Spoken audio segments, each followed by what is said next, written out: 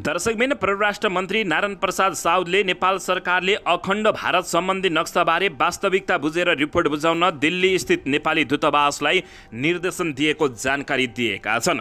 दर्शक महानुभावहरू, मंगलबार प्रतिनिधि सभा अन्तर्गतको अन्तर्राष्ट्रिय सम्बन्ध समितिलाई प्रधानमन्त्रीको भारत भ्रमणको विषयमा समितिमा उठेका प्रश्नको जवाब दिँदै मन्त्री साउदले यस्तो बताएका हुन्। उनले भारतले बनाएको नयाँ संसद भवनभित्र राखिएको अखण्ड भारत सम्बन्धी नक्सामा लुम्बिनी, कपिलवस्तु लगायतका नेपाली भूभागहरू पनि समेटिएको विषयमा भारत सरकारको आधिकारिक धारणा आएको समेत बताएका छन्। यसैबीच उनले अखण्ड भारतको नक्सा म्युरलमा सम्राट अशोकाको समयमा भएको साम्राज्यको फैलावट जनाइएको भनी नक्सामा लेखिएको र राजनीतिक विषय नभएको भनी भारत सरकारका तर्फबाट आधिकारिक धारणा भारतका विदेश मन्त्रीबाट आएको समेत बताएका छन्। मन्त्री साउदले अखण्ड भारतको नक्साका विषयमा भारतीय पक्षसँग कुराकानी गरी प्रतिवेदन पाउन नयाँ दिल्ली स्थित नेपाली दूतावासलाई निर्देशन दिइसकेको समितिलाई स्पष्ट पारेका छन्। उनले अखण्ड भारतको नक्साभन्दा पनि चित्र भएको बताएका छन्। उनले अखण्ड भारतको नक्साको विषयमा आफूले सञ्चार माध्यमहरूमा नेपाल सरकारलाई स्पष्ट आधिकारिक जानकारी नआई बोल्न नमिल्ने भएकाले जानकारीमा नभएको बताएको स्पष्ट समेत पारेका छन्। उनले दुई देशको संवेदनशील विषयमा देशको प्रधानमन्त्रीको भ्रमणको सन्दर्भमा परराष्ट्र मन्त्रीले बोलेको अभिव्यक्तिले त्यो देशको भ्रमण र सम्बन्धबारे पूर्ण जानकारी नलिई बोल्नु परिपक्व नहुने समेत बताएका छन्। मन्त्रीले भने नेपाल सरकारले भारतको नवनिर्मित संसद भवनमा राखिएको अखण्ड भारतको नक्साका विषयमा भारतीय पक्षसँग कुराकानी गरी प्रतिवेदन पठाउनु हुन नयाँ दिल्ली स्थित नेपाली दूतावासलाई निर्देशन गरिसकेको कुरा समितिलाई स्पष्ट जानकारी गराउन चाहन्छु उनले बताएका छन्। दर्शकबिन यसैबीच इस्ट इन्डिया कम्पनी ब्रिटिस साम्राज्यसँग भएको सन्धिमा गुमेको भूमि भारतले फिर्ता गर्नुपर्दछ। त्यो सन्धि भारतसँग भएको होइन, ब्रिटेनसँग भएको थियो। अब भारतमा ब्रिटिस राज नरहेसँगै त्यो सन्धि पनि स्वतः समाप्त भई भूमि नेपालमै फर्कनुपर्छ भन्ने मेरो तर्क अहिलेको होइन, 15 वर्ष अगाडिको हो भन्दै दर्शक महानुभावहरू धरान उपमहानगरपालिकाका मेयर हर्क साम्पाङले यस्तो अभिव्यक्ति दिएका छन्। यसबारे तपाईहरूले के टिप्पणी दिन चाहनुहुन्छ? प्रतिक्रिया दिन नभुल्नुहोला। दर्शकबिन यसैबीच यता मेयर बालेन्द्र शाह र हर्क साम्पाङको प्रशंसा गर्दै राष्ट्रिय स्वतन्त्र पार्टीका सभापति रवि लामिछानेले उहाँहरूबाट मैले प्रेरणा लिएको बताएका छन्। राष्ट्रिय स्वतन्त्र पार्टीका सभापति रवि लामिछानेले चितवनका स्थानीय तहका जनप्रतिनिधिहरूलाई आफूसँग सहकार्य गर्न आह्वान गरेका छन्। चितवनमा आयोजित एक कार्यक्रमलाई सम्बोधन गर्दै चुनाव जितेर आएपछि दलहरूको प्रतिस्पर्धी नभई जनताको सेवक भएकाले मिलेर काम गर्ने आग्रह गरेका छन्। उनले धरान उपमहानगरपालिकाका मेयर हर्क साम्पाङको प्रेरणा बाट चितवनमा अहिले पानी ल्याएको समेत बताएका छन्। उनले भने हर्क साम्पाङले धरानमा ढुङ्गा बोक्ने अभियान सुरु नगरेको भए मलाई पनि पानी ल्याउने कुरामा प्रेरणा मिल्ने थिएन। आज उहाँको विशेष कारणवशले उपस्थित हुन नसक्नु भएको रवि लामिछानेले बताएका छन्। उनले काठमाडौँ महानगरपालिकाका मेयर बालेन्द्र शाहबाट पनि प्रेरणा लिएको बताउँदै रविले नयाँ र पुराना दलहरूबाट शिक्षा लिएर अगाडि बढ्नुपर्ने बताएका छन्। शिक्षा र स्वास्थ्यमा बालेन्द्र शाहले गरेको कामबाट आफू प्रेरित मिलेको बताएका हुन्। बिस्तारै एक गर्दै देशलाई नै आत्मनिर्भर बनाउँदै जानुपर्ने बताएका छन्। उनले भने आज हामीले यहाँबाट एउटा अभियान थालेका छौँ। म चितवनवासीलाई आउन आह्वान गर्न चाहन्छु। आजबाट चितवनमा विदेशबाट आएका माछा र केरालाई प्रवेश निषेध गरौँ, हामी उत्पादनमा निर्भर बनाऊ उनले बताएका छन्। उनले चितवनको आफ्नो कार्यालयमा राख्न 500बाट एकजना CEO छानिसकेको बताउँदै चाँडै कार्यालय उद्घाटन गर्ने समेत बताउँदै उनले CEO को नाम नखुलाए पनि विदेशबाट सेवा सुविधा त्यागेर आएको व्यक्ति भएको समेत रवि लामिछानेले खुलासा गरेका छन्। दर्शकबिन यसैबीच यता पूर्वमा बाढी र पहिरोले निकै ठुलो विटन्न मचाउँदा बाढी र पहिरोबाट 10 जनाको मृत्यु भएको छ, 26 जना बेपत्ता भएको जानकारी प्राप्त भएको छ। उपप्रधान तथा गृहमन्त्री नारायण काजी श्रेष्ठले गत शनिबार यता आएको बाढी र पहिरोबाट भएका क्षति प्रतिनिधि सभालाई जानकारी दिएका छन्। मंगलबार बसेको मन्त्री परिषद बैठकमा गृहमन्त्री नारायण काजी श्रेष्ठले शनिबार यता आएको बाढी र पहिरोबाट 10 जनाको मृत्यु भएको र 26 जना बेपत्ता भएको जानकारी दिएका छन्। शनिबार रातिदेखिको अविरल वर्षाका कारण सङ्खुवासभा, ताप्लेजुङ र पाँचथर जिल्लामा बढी क्षति भएको बताइएको छ। गृहमन्त्री नारायण काजी श्रेष्ठका अनुसार बाढी पहिरोबाट 6 जना घाइते भएका छन्। यसैबीच 26 जना बेपत्ता भएका छन्। 54 घर पूर्ण रूपमा क्षति भएको बताएका छन्। गृहमन्त्री श्रेष्ठले विपद पीडित उद्धार तथा राहत सम्बन्धी मापदण्ड 2077 अनुसार मृतकको परिवारलाई 2 लाख रुपियाँ राहत दिने र एकै परिवारको एकभन्दा बढी सदस्यको मृत्यु भएमा प्रति व्यक्ति थप 1 लाख रुपियाँ राहत दिने जानकारी दिएका छन्। घरबार विहीन परिवारलाई तत्काल गुजराको लागि 15 देखि 20 हजार रुपियाँ दिने व्यवस्था पनि उक्त मापदण्डमा रहेको जानकारी प्राप्त भएको छ। दर्शकबिन हालसम्म बाढी र पहिरोबाट 10 जनाको मृत्यु भएको उनले बताएका छन्। दर्शकबिन यसैबीच यता बझाङमा जीव दुर्घटना हुँदा सुदूरपश्चिम सरकारका आन्तरिक मामिला मन्त्री पृथ्वी बहादुर सिंहकी पत्नी र भाउजूको मृत्यु भएको छ। दुर्घटनामा गम्भीर घाइते भएका मन्त्री सहित 3 जनालाई थप उपचारका लागि हेलिकप्टरबाट नेपालगञ्ज लगिएको छ। दुर्घटनामा मृत्यु हुनेमा पत्नी अमृता सिंह र उनकी भाउजू जयादेवी सिंह रहेको घटनास्थलमा रहेका सशस्त्र प्रहरीका डीएसपी नेत्र केसीले जानकारी दिएका छन्। घाइते मन्त्री सिंह उनका पीएसओ सहायक प्रहरी हवलदार दीपक भण्डारी र गाडी चालक धर्मराज जोशीलाई उपचारका लागि नेपालगञ्ज लगिएको डीएसपी केसीले जानकारी दिएका छन्। सुदूरपश्चिम सरकारका मन्त्री सिंह चढेको गाडी सुपप्र 0101 झ 480 नम्बरको गाडी डडेलधुराबाट चैनपुर आउने क्रममा मङ्गलबार दिउँसो 2 बजेतिर केदासको गाउँपालिकाको धारछाडा भन्ने ठाउँमा सडकबाट अन्दाजी 50 मिटर तल कङ्गालमा खोला किनारामा खसेको थियो। दुर्घटनामा घाइते भएकाहरूलाई अर्कै गाडीमा रहेका सुरक्षाकर्मीले उद्धार गरी केदेशको गाउँपालिका 1 देउराली स्थित ऋतु पोलिक्लिनिकमा पुर्याएको समेत जानकारी प्राप्त भएको छ। घाइतेहरू पनि सिकित्सै रहेको समेत खबर प्राप्त भएको छ। उनीहरूलाई हेलिकप्टर मार्फत दर्शक महानुभावहरू अस्पताल पुर्याउने तयारी रहेको बुझिएको छ। दर्शकबिन यसैबीच यता आम जनता पार्टीका अध्यक्ष प्रभु शाहले प्रधानमन्त्री तथा नेकपा माओवादी केन्द्रका अध्यक्ष पुष्पकमल दाहाल प्रचण्डले जनयुद्धमा वारेन्ट काट्ने र गौर हत्याकाण्डका अपराधीसँग घाँटी जोडेको आरोप लगाएका छन्। 4 दलले समाजवादी मोर्चा बारे विरोध जनाउँदै उनले यस्तो आरोप लगाएका हुन्। सोमबार प्रधानमन्त्री प्रचण्डको नेतृत्वमा नेकपा एकीकृत समाजवादी पार्टी जसपा र नेत्रविक्रम चन्द विप्लव नेतृत्वको पार्टीबीच मोर्चा घोषणा भएको थियो। उनले भनेका छन् जनयुद्धकालीन मुद्दामा वारेन्ट काट्ने र गौर हत्याकाण्डका अपराधीसँग घाँटी जोडेर जानु भएको छ। जनयुद्धका मुद्दामा वारेन्ट काट्ने र गौर हत्याकाण्डका अपराधीसँग प्रधानमन्त्री प्रचण्डले घाँटी जोडेर जानु भएको अवस्थामा उहाँ पनि अपराधी हुनु भएको उनले बताएका छन्। दर्शक महानुभावहरू यसबारे तपाईहरूले के भन्न चाहनुहुन्छ प्रतिक्रिया दिन नभुल्नुहोला। दर्शकबिन यसैबीच यता 1x बेट प्रकरणमा प्रहरीले कलाकार सहित 1 दर्जन भन्दा बढी मानिसहरूलाई पक्राउ गरेर अनुसन्धान गरिरहेको छ। सुरुमा पक्राउ परेका कैलालीका दिनेश खड्का, अनिता धिताल, डीपीएस श्रेष्ठ, दिनेश चन्द र आशिष लामिछानेको बयान थालिएको छ। त्यस्तै दोस्रो चरणमा प्रहरीले कलाकार मनिषमान श्रेष्ठ, बल्सी धुर्वे, राजु पौडेल, राजु मास्टर, पवन खतिवडा म्याकुरी, अलिस राई, जनल घरतीमगर, गणेश देवकोटा, सरोज घिमिरे, बेगम नेपाली, भटभटे माइला माथि पनि अनुसन्धान अगाडि बढाइरहेको छ। पहिलो चरणमा समातिएकाहरूको बयान सकिएपछि उनीहरूको बयान हुने बताइएको छ। पहिले समातिएकाहरूको बयान सुरु भएको छ, त्यसपछि बाँकीको बयान थाल्नेछौँ, काठमाडौँ उपत्यका अनुसन्धान कार्यालयका प्रमुख एसएसपी मनोज केसीले जानकारी दिएका छन्। बुधबार मात्र प्रहरीले सट्टेबाजी गरेको अभियोगमा 5 जनालाई पक्राउ गरेको र सार्वजनिक गरेको थियो। उनीहरूले 74 करोड रुपियाँ भन्दा बढीको कारोबार गरेको खुलासा भएको छ। मुख्य अभियुक्तहरू भनिएका दिनेश खड्काले मात्र 64 करोड रुपियाँको कारोबार गरेको खुलासा भएको छ। तर अहिले अनुसन्धान जारी रहँदा यो रकम अझै बढेर जाने देखिएको छ। घटनामा अरू मानिसको पनि संलग्नता खुलेको छ। थप प्रमाणसँगै मानिसहरूको पहिचान भइसके पनि पक्राउ गर्न बाँकी रहेको प्रहरीले दावी गरेको छ।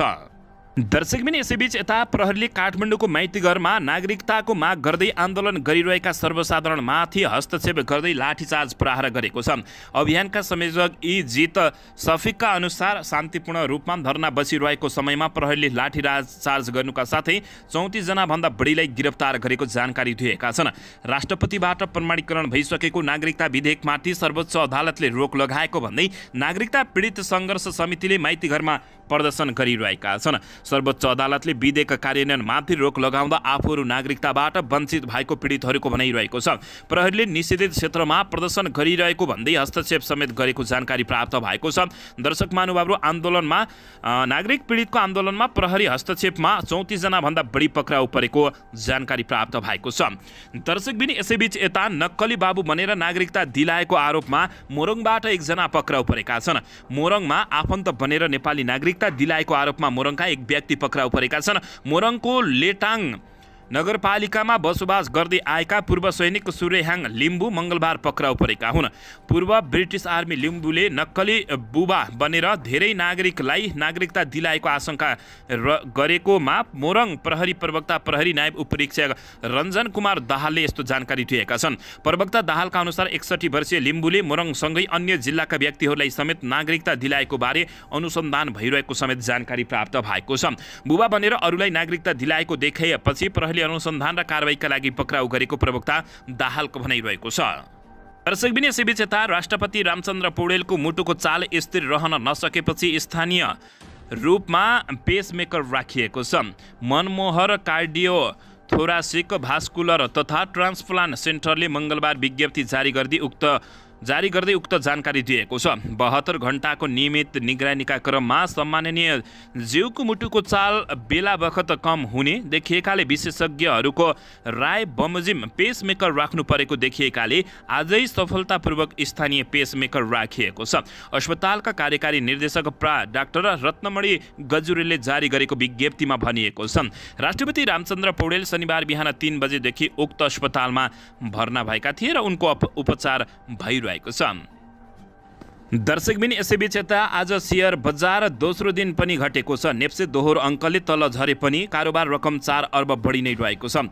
नेपाल स्टक एक्सचेन्ज लिमिटेड नेप्सेका अनुसार आज बजार 26.56 अङ्कले घटेको छ।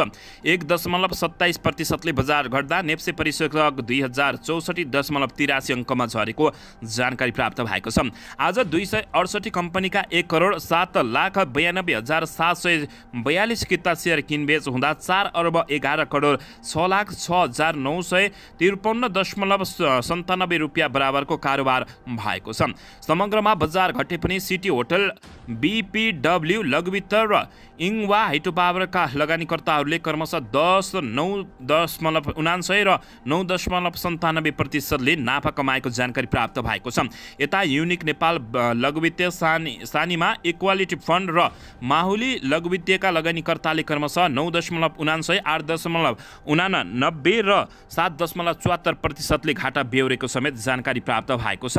दर्शक महानुभावहरू यसैबीच यता घोराई सिमेन्टको आइपिओमा 5 अर्ब 22 करोड बराबरको फर्जी आवेदन परेको खबर प्राप्त भएको छ। प्रिमियम मूल्यमा प्राथमिक शेयर आइपिओ निष्कासन गरेको घोराई सिमेन्टको शेयरमा फर्जी आवेदन परेको छ।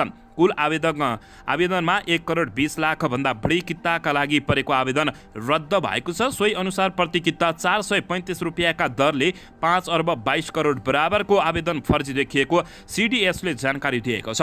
यसमा 10 लाख किता शेयरका लागि आवेदन दिने 13 आवेदक मध्ये 10 जनाको 1 करोड किताको आवेदन फर्जी देखिएको सिडिएसीका प्रवक्ता सुरेश न्यौपानेले बताएका छन्। उनका अनुसार 2 जनाको स्वीकृत भइसकेको छ भने 1 जनाको आवेदन भेरिफाईको प्रक्रियामा रहेको जानकारी प्राप्त भएको छ। आइपिओ निष्कासनको रेटिङ र आइपिओमा परेको आवेदनमा कैफियतको आशंका गर्दै धितोपत्र बोर्डले कम्पनीको प्राथमिक शेयर निष्कासन प्रक्रिया नै स्थगन गरेको हो। शङ्कास्पद देखिएपछि धितोपत्र बोर्डले केयर रेटिङ नेपाललाई घोराईको प्राथमिक शेयर रेटिङ गरे नगरेको 3 दिनभित्र जवाब पठाउन 30 जेठमा पत्रचार गरेको थियो। तर सो पत्रको जवाब नआउँदै घोराईले सोमबार आइपिओको समयावधि बढाएर 14 असारसम्म पुर्याएको जानकारी प्राप्त भएको छ। दर्शक महानुभाव बोर्डका प्रवक्ता मुक्ति श्रेष्ठले भनेका छन्, एक त रेटिङ गरे नगरेको जवाब आएन, अर्को कम्पनीको सार्वजनिक निष्कासनमा मागभन्दा बढी किता शेयरका लागि आवेदन प्राप्त भइसकेको अवस्थामा समेत कम्पनीले म्याद थप गरेको देखियो। यसमा शङ्का छ, अनुसन्धान गर्दैछु उनले बताएका छन्। दर्शकबिन यसैबीच यता आइसिसी 1 दिवसीय क्रिकेट विश्वकप छनौटमा अमेरिकाले नेपाललाई 208 रनको लक्ष्य दिएको छ। टस हारेर ब्याटिङको निम्तो पाएको अमेरिकाले 49 ओभरमा अल आउट हुँदै 207 रन बनाएको हो। अमेरिकाका लागि सैन जङ्गिरले सर्वाधिक 100 रन बनाएका थिए। त्यस्तै अमेरिकाका सुशान्त मदानीले 42 रन जोडेका हुन्। गजानन्द सिंहले 26 र जेन्सी सिंहले 12 रन बनाउँदा अरूले दोहोरो अङ्कमा रन बनाउन नसकेको जानकारी प्राप्त भएको छ। नेपालका लागि करण केसीले सर्वाधिक 4 विकेट लिएका छन्। गुलसन झाले 3, दिपेन्द्र सिंह एरीले 2 तथा ललित राजवंशीले 1 विकेट लिएका हुन्। नेपालले टस जितेर फिल्डिङ रोजेको थियो। नेपालको तेस्रो खेल वेस्ट इन्डिजसँग 22 जुन अर्थात् असार 7 मा रहेको छ। नेपालले समूह चरणको अन्तिम खेलमा नेदरल्यान्डसँग 24 जुन अर्थात् असार 9 मा खेल्ने बताइएको छ। समूह ए मा नेपाल, नेदरल्यान्ड्स, अमेरिका, जिम्बाब्वे र वेस्ट इन्डिज छन्। समूह बी मा श्रीलङ्का, आयरल्यान्ड, ओमन, युएई र स्कटल्यान्ड रहेका छन्। हरेक समूहबाट शीर्ष 3 टोलीले सुपर 6 मा स्थान बनाउनेछन्, जसबाट सुपर 6 मा अर्को समूहबाट आउने 3 टोलीसँग खेल्नुपर्ने रहेको छ। सुपर 6 मा शीर्ष 2 टोलीले विश्वकपमा स्थान बनाउने समेत जानकारी प्राप्त भएको छ। दर्शक महानुभावहरू, हाम्रो तर्फबाट नेपाली टिमलाई अल द बेस्ट छ। दर्शकबिन, यसैबीच यता पश्चिम नवलपरासीको रामग्राम नगरपालिका 10 नवधाममा चट्याङ लागेर एकजनाको मृत्यु भएको छ। खेतमा काम गरिरहेका 40 वर्षीय विनोद कहाङकरको चट्याङ लागि मृत्यु भएको छ। चट्याङ लागि घाइते भएका कहाङको उपचारका लागि रूपन्देहीको भैरवा सिटी अस्पतालमा लगिएर पनि चिकित्सकहरूले मृत घोषणा गरेको जिल्ला प्रहरी कार्यालय पश्चिम नवलपरासीका सूचना अधिकृत भोजराज पाण्डेले जानकारी दिएका छन्। दर्शकबिन, मृतक कङ्हार पाल्पा जिल्लाको पुर्ख खोला गाउँपालिका 5 को बिरकोटमा रहेको बिरकोट आयुर्वेदिक औषधिलयको कविराज निरीक्षक पदमा कार्यरत रहेका थिए। सब पोस्टमार्टमका लागि जिल्ला अस्पताल पृथ्वी चन्द्र अस्पतालमा राखिएको समेत जानकारी प्राप्त भएको छ। दर्शकबिन, भारतीय फिल्म रोक्ने बालेन्द्र शाहको निर्णय विरुद्ध सर्वोच्च अदालत जाने हल व्यवसायीहरूले तयारी गरेका छन्। फिल्म आदिपुरुष प्रदर्शनको च्याप्टर क्लोज भइसकेको छ, तर पनि अन्य भारतीय फिल्मको प्रदर्शनलाई लिएर अन्यल कायमी रहेको छ। काठमाडौँ महानगरपालिकाका मेयर बालेन्द्र शाह बालेनले आदिपुरुष विवादमा अन्य भारतीय फिल्मको प्रदर्शन रोकेपछि अब कसरी अगाडि बढ्ने भन्ने बारेमा नेपाल चलचित्र सङ्घ जुटेको छ। सङ्घका पदाधिकारी सोमबार बिहानैदेखि छलफलमा जुटेका छन्। सङ्घका उपाध्यक्ष गोपाल काश्यप र प्रदर्शन सभापति प्रज्वल राणाका अनुसार ढिलो चाँडो सङ्घले अदालतमा मेयर बालेन्द्र शाहको निर्णयलाई चुनौती दिने बताएका छन्। यसका लागि कानुन व्यवसायीसँग परामर्श गरिरहेको राणाले बताएका छन्। भोलिको लागि पनि नजिर बस्ने भएको, गम्भीर कानुनी परामर्श गर्नुपर्ने भएको हो उनले बताएका छन्। फिल्म प्रदर्शन रोक्नु महानगरपालिकाको कार्यक्षेत्र अन्तर्गत पर्छ कि पर्दैन भन्ने बारेमा उनीहरूले कानुनी परामर्श गरिरहेका छन्। हामी जाने अदालत नै हो, तर फिल्म रोक्ने काम महानगरको कार्यक्षेत्र अन्तर्गत पर्छ कि पर्दैन भन्ने बारेमा कानुनी परामर्श लिने काम भइरहेको। यसैबीच उनले भने सम्भवतः मङ्गलबार अदालतमा पुग्दछौँ। राणाले पनि बालेन्द्र शाहको निर्णयलाई अदालतबाट प्रतिकार गर्ने तयारी भएको बताएका छन्। हामी अदालतमै जान्छौँ, तर कहिले जान्छौँ टुङ्गो छैन, उनले बताएका छन्। मेयर बालेन्द्र शाहको यो कार्यालय कतिपयले क्षेत्र अधिकार भित्रभन्दा बाहिर रहेको बताइरहेका छन्। दर्शकबिन, यसैबीच यता राष्ट्रिय स्वतन्त्र पार्टीका सभापति रवि लामिछानेले चितवन 2 मा घोषणा गरे अनुसार पानी ल्याएका छन्। चितवन 2 अन्तर्गत रामनगर, ठिमुरा, देवघाट, जुगेडी, भतेरीका स्थानीयका लागि उनले पानी ल्याएको बताएका छन्। उनले घोषणा गर्ने अनुसार 100 दिन नपुग्दै पानी ल्याएको बताएका हुन्। पानी आएपछि भोलि अर्थात् आज औपचारिक उद्घाटन गर्ने समेत बताइएको छ। 7.5 किलोमिटर टाढाको खोलाबाट पानी ल्याउन निरन्तर श्रमदान गर्ने प्रति आभार व्यक्त समेत राष्ट्रिय स्वतन्त्र पार्टीका सभापति रवि लामिछानेले गरेका हुन्।